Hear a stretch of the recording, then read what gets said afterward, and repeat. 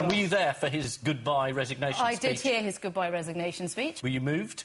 I was moved, especially when he thanked his wife and the people around him that were targeted by the media. I was moved by that, yeah. Yeah. Did you think, God, the media, they're to blame?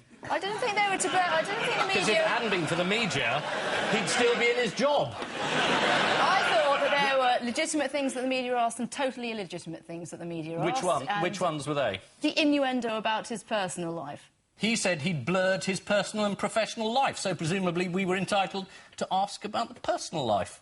There was a legitimate area of inquiry, that's perfectly fine. Most of the coverage was not about that legitimate area of inquiry. And so he had his mate in the room, who wasn't security vetted, who was listening to briefings that he should have had nothing to do with. A mate who was paid by shadowy transatlantic interests, including the Israeli government and the Iranians and the others, who were paying through a fake company called, what was it called? Satnav or Pargav or something, which managed to fork out all this money. I mean, it was a really shocking dereliction of duty. It was a breach of the ministerial code and he resigned for it.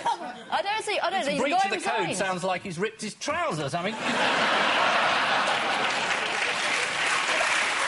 It just seems an extraordinary thing to take your mate along when you're dealing with nuclear warheads and that. Come in, he's all right, come in. Go on, mate, doing, eh? Sit down. Order some drinks up, we'll have this done in 10 minutes, go on. There was some cheap innuendo, though, wasn't there? Quite a lot of it. No. There was no cheap innuendo at all. If Adam Werrity had been a young girl, 70s younger than a minister, he'd met at a university, put in his own house, given a job, stuck with him and taken on holiday to a 4-star hotel, then you'd have seen some proper innuendo. So you're saying Fox resigned because he did something wrong? Or did he? Here is his colleague Peter Bone, MP, on Newsnight. Why not just accept the obvious, that because... But he resigned because he did something wrong? Absolutely not. He resigned because he did something right? He resigned, yes, because he did something right.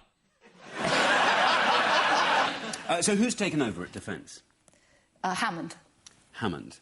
Yeah, no, me neither. Most of the papers described him as a safe pair of hands, although The Independent went with reassuringly boring. I think if Fox's name hadn't been Fox, there wouldn't be any sympathy. I mean, everyone could say, oh, Fox was hounded.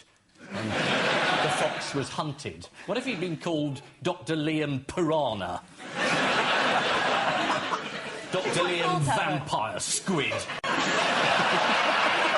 I think we'd have had a more accurate representation. Well, David Cameron said that he felt ministerial rules needed to be tightened. I think perhaps what he meant was followed. So political lobbying is in the spotlight again after the Fox affair.